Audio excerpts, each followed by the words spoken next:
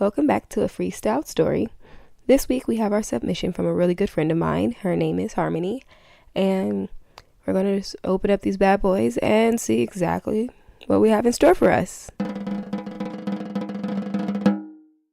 So, the concepts that she sent over for us this time will be Harmony, which is funny because that's her name. All right, I see what you did there, girl.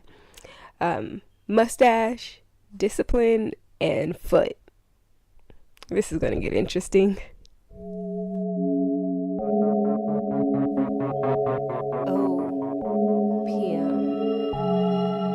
Words. She did her best to shield herself from the rain as she was running down the street looking for a place to get out of it. She looked around. She finally seen a house coming up on the side that had a porch light on. So she ran to it as quick as possible, but still getting pretty drenched in the process. She gets to the door and she bangs on it as loud as she can. She's asking out as she's banging on the door, "Is anyone home? Can you help me, please?" I know this might sound pretty cliche, but I got caught in the rain. My car broke down and for some reason I can't get any service. Can you please help me? Can you please answer the door? I don't know what else to do. I just need to use your phone. She continues to bang on the door and she keeps yelling out, hoping that someone will hear her. Then she starts to lose hope a bit, and she turns and she starts to head off the porch when she hears it creak open a bit. "Hello, madam. Can I help you?" "Yes, my car. It's I don't know what's wrong with it. I just need a phone or a place where I can sit and while it's dry and wait for the rain to stop. I don't know. I'm just really hoping that you can help me." "Well, ma'am, sure, we'll be happy to help you. Please come in." He opens the door completely and now she can see him. It's a very tall, lanky gentleman. He's very debonair and he has a suit on. It's almost as if he's either going or coming back from someplace, but she doesn't ask any questions. She just gets inside and gets away from the rain. He lets her in and he leads her into a corridor and tells her, "Well, there's a phone there. However, the power has been out. We're trying to figure out what's wrong with it. So please wait a moment while we figure this out." She thought that he was a little creepy, the way that he was lingering over her as he was talking to her, but she didn't mind it. She just said, "Okay." He then told her, "Well, you can wait with my master while I continue to figure out the issue with our phones. If you don't mind, please follow me this way." She followed him past many doors leading to these double doors where the gentleman pushed the doors open and revealed a man sitting on a throne in the middle of the room. He glanced up and the gentleman that led her here simply said, "We have a guest. While I get the phones fixed, please do entertain, master." And then he nodded his head and walked away. As she looked around the room, it was pretty odd. Besides the throne that the man was sitting on, there was many tools of sorts that were hanging around. Things like whips and chains and even a paddle or two. It was a very odd room to be in, especially with only a throne in the center of all these different objects. But she was a guest and she knew better than to ask any questions. She just wanted to appreciate the hospitality. He stood up and walked to the door, reaching out his hand to her. "Hi, my name is Johnny, but you can call me Master. Everyone does. It is nice to meet you. And who might you be?" She smiled. "Oh, most of my friends just call me Jenny." He said, "Well then, Jenny, please, come get comfortable. You can take a seat on my chair," as he pointed over to the throne that he was just previously sitting in. She thought it was a little weird, but she walked into the throne and sat down in it. "Where would you sit now that I'm sitting here?" He said, "Oh, don't worry about that. I'm comfortable with standing for now." He circled around her as she sat down, and he looked over some of his tools that he had hanging up on the walls. And she was waiting for him to start to make conversation, but it looked like she would have to be the one since he wasn't saying anything yet. Just as she was about to say something, he turned to her, twirling his mustache. He asked her, "Well, my dear Jenny, have you ever heard of the term discipline?" She knew of the word. Everyone knew of the word. She said, "Of course. When you do something wrong, you need to learn how to do things right. So you might get disciplined. Parents discipline their children and other such things." He said, "Yes, you're correct. It's to make sure people do right." Apparently, this room, before I got here, was meant for discipline of sorts. She found it odd the way he spoke, but she knew that he was still being pretty hospitable to let her stay. So she just continued on with the conversation. "Yeah, I've heard of places and things like these being used for discipline before.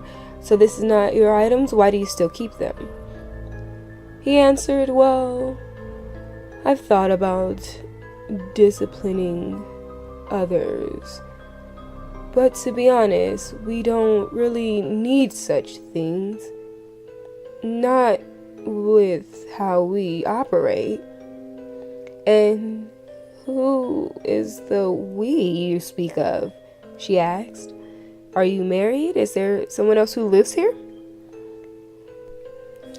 He responded, "No, not married, but you will soon possibly find out what I mean by we.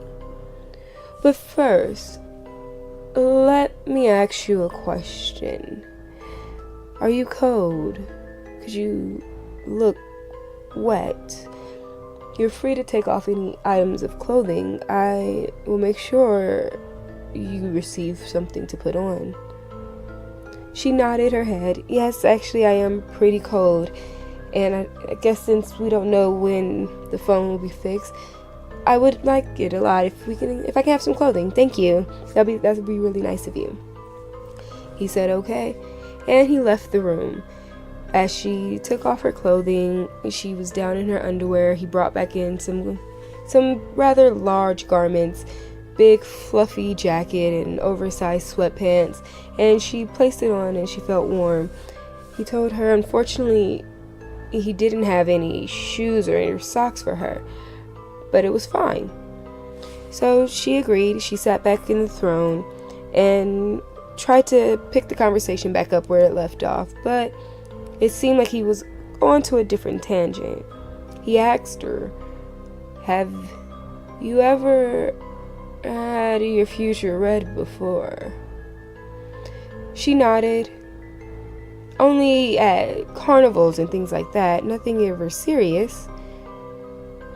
He came back to say, "Well, I believe I can read your fortune if you would like, but it's up to you." She thought, okay, well, why not? It won't hurt any, and it will help pass the time. So she nodded her head in agreement, and then he just shuffled over to her and sat down on the floor in front of her. He snatched up her ankle and lifted her foot up to his face. "This is how I do the readings. I hope you don't mind. I must use your foot." She looked around and she was a little squirmy, but she decided again to just go with the flow. And he just kept caressing it over and over, just from the ankle to her toes and back, sliding his hands up and down and in between her toes. She felt a little uncomfortable with the way he was so intent, but he wasn't harming her, so it seemed to be fine. He then looked up to her and said, "Well, I do see that in your future you will get a chance to meet us. You are lucky. This foot that you have shows many trials and tribulations that you have had. We can help you with that." She was taken aback. She knows that she has not the easiest of lives, but she was curious on why he would know that by looking at her foot. And before she can even say anything, he licked her foot from heel to toe. "Yes, this is perfect. You will like us." She snatched her foot back. "I'm sorry, sir. You really just crossed the line there. I can't believe you did that. You licked my foot." "It's okay. You won't have to worry about such feelings anymore soon enough. I guess we can say it would be like your discipline." She got up and she started to gather her items. She figured that it's actually best for her to leave now, because at this point she didn't know what he was talking about and where this conversation may or may not have been going, but she was definitely creeped out by it. So after gathering her things, she starts to walk to the door and she tries to open it, but it's locked. She looks back and tells him, open the door, why won't you let me out?" "We cannot do that anymore. But don't worry, those feelings will subside." "No, I don't need the feelings to subside. I need you to let me out. It's okay, I'll figure it out. The rain should be letting up soon. I can go home. I'll figure it out on my own, but thank you for everything so far." He sat back in the throne and he grabbed a bell and jingled it a bit. And for a moment, the room was silent. Couldn't hear anything on either side of the door until she heard footsteps. And it sounded like quite a bit of footsteps, actually. Like maybe 10 or 15 people. She couldn't tell exactly, but they were almost like they were in unison as well. She again started to exclaim and yell to let her out. She didn't understand why he was doing this to her, and she wanted to go, and she just kept yelling out to him to let her out. He said nothing. He sat there on the throne, twirling his mustache tip. Then, once the footsteps stopped, it got eerily quiet. She looked around, then the doors flung open. She started to try to make a run for it, but then she was grabbed up by the initial guy who let her in the house. Let me go! I need to get out of here right now. I'll be fine. I don't understand why you're putting your hands on me. This is definitely overstepping any boundaries. All I needed was help." "We will help you, of course, but we decided to help you in the way we best know how. Again, your people call it discipline. I don't care about your discipline. I don't want anything to do with any of this. Just let me go. I will figure it out on my own." And then, boom, a thud. And everything went black. When she came to, she was tied to the throne, her feet bound and her hands bound, and she even had a gag in her mouth. She couldn't say anything. She could hardly breathe. Everything was blurry since she was just waking up, but she could see that there was a lot of people standing around her in dark cloaks, and the guy who introduced himself as Master was standing dead center and now in a cloak as well. She still was looking around the room, feeling groggy, trying to scream out, but being muffled.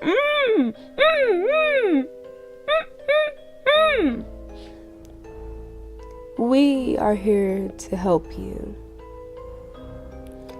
We're so glad that you have joined us. She's nodding and squirming, trying to get loose. We will explain who we are now. And then the weirdest thing happened. She couldn't even believe her eyes. The mustache that was on his face creeped off and down his arm as he held his hand out to another of the cloaked members, and it crawled across his hand onto her hand and went onto that woman's face. Now, with her face revealed from the cloak being removed from her head and the mustache is sitting on her face, she smiled genuinely, and it felt very warm, and she began to speak. Well, hello there. Sorry it had to go this way, but you seem like you might have been a bit reluctant. We are Master, and we'll be happy to help you. You look a bit confused, so we decided that I might be the best one to ease your worries. We are Master. We are all about peace and love, tranquility, and even harmony, if you will. So we'll be happy to talk more, but we would like it to be a conversation rather than us just talking at you. So if we take off your gag, please don't yell. We can just have a conversation.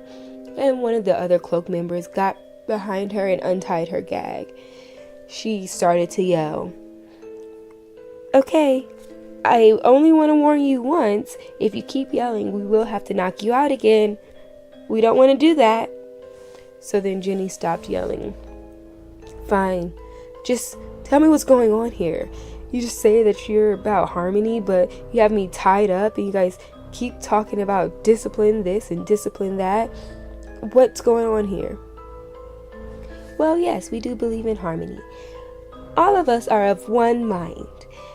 As you notice, the mustache that does move from face to face, that is basically our core brain, and it gives whoever has it on kind of the most power. So we are all master, but right now I'm like master. I know it's a lot to take in. Don't worry, once you become one of us, you won't be so confused. You don't have to worry about it anymore. Wait, what do you mean become one of you guys? She was shocked, and again she's trying to squirm out of her chair, but she's unable to move because she's tied in pretty tight. Just get me out of here. I don't want to become one of you guys. I don't care if you're about harmony and whatever else. Just let me go. Well, we can't do that because we read your foot. You recall, right? We read your foot, and your foot said that you belong with us because you had a really rough life, and we just want to help you out. Like I said, we're all about peace and love and harmony, and the best way to do that is by being one person. So, of course, we're going to help you with that. We're going to get you to a very happy place. Don't I look happy? Don't we all look happy? And as she said that, every other person who was wearing a cloak starts flipping them down, and they all had these very creepy grins on their face. Very wide, but very creepy. She was stunned. She just looked around at all these faces with these very wide grins, and yes, they looked happy, but more like a forced happy, not like a genuine happy. So she didn't know what to say about that. She felt that trying to escape is still her best and only option, but at this point, with this creepy happy bunch, the best thing she might need to do is to play along. Yeah, you guys do look really happy, and I'm genuinely happy too. I'm not sure what you read on my foot, but it must have been mistaken. I can show you. I can tell you how happy I am once you let me out of here. I'll check in with you guys and let you even come to my place. You can see it's a really nice place. Oh, that's so sweet of you. But it's okay. We will bring you in with us. We'll all harmonize together and we'll become one big happy master, with you included. How else do you think we all got here? It's okay. We'll make you happy. We're here to help. So don't worry. It doesn't hurt. Because we're not about pain. We don't like pain. That's the whole point. We all want to be on the same wavelength. That's how we harmonize. And that's how we make you happy. So we're going to put you to sleep now. But don't worry. It will be a great experience. You'll have fun. You'll be happy. I promise. You'll be happy. And then they all said in unison, you'll be happy. And then the room goes dark. The doorbell rings and there's someone knocking. Hi, can you help me? My car caught a flat tire. If you have a jack or a flashlight or something, I don't know, I can't really see out here. It's pretty dark. And then the door creaks open. Hi, my name is Jenny, but most call me Master. How would you like us to help?